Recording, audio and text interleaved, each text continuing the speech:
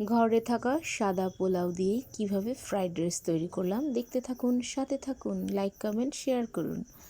সাদা পোলাওটা ছিল ফ্রিজে, সেটা বের করে নিয়েছি এবং সেটা তৈরি করার জন্য গরম মশলা, তেজপাতা, কাঁচা লঙ্কা এবং পেঁয়াজটা কুচি করে নিয়েছি।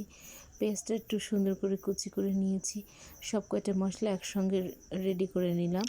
তারপরে নিলাম সিদ্ধ করে বরবটি এবং আলু, লবণ দিয়ে সাদা পানিতে সিদ্ধ করে নিয়েছি। পানিটা ঝরিয়ে নিয়েছি সুন্দর করে। খেয়াল রাখতে হবে এদের মধ্যে যেন পানি না থাকে। তারপরে সাদা তেলে লবণ এবং ডিমটা একসঙ্গে ভেজে নিয়েছি সামান্য লবণ দিয়ে। কোনো হলুদ, লঙ্কা গুঁড়ো কিছুই দিইনি, শুধু তেলে ভেজেছি লবণ দিয়ে।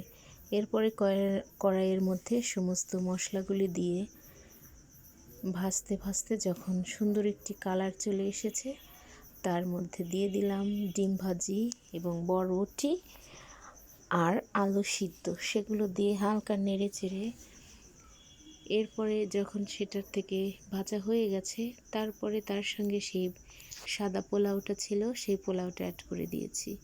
সেটা আবার দিয়ে কিছুক্ষণ সব মশলা এবং সব উপকরণ একসাথে নেড়ে চেড়ে অনেকটা সময় ধরে হালকা তাপে নেড়ে চেড়ে ভেজে নিয়েছি। ভাজি করার পরে খুব সুন্দর একটা ঘ্রাণ আসছিল ও বলাই হয়নি। এর মধ্যে একটু হালকা লবণ দিতে হবে, স্বাদটা পরিমাণ মতো ঠিক করার মতো দরকার, এই জন্য পরিমাণ মতো লবণটা দিতে হবে। কি মাথামুন্ডু ভুল বলে ফেলেছি, সরি।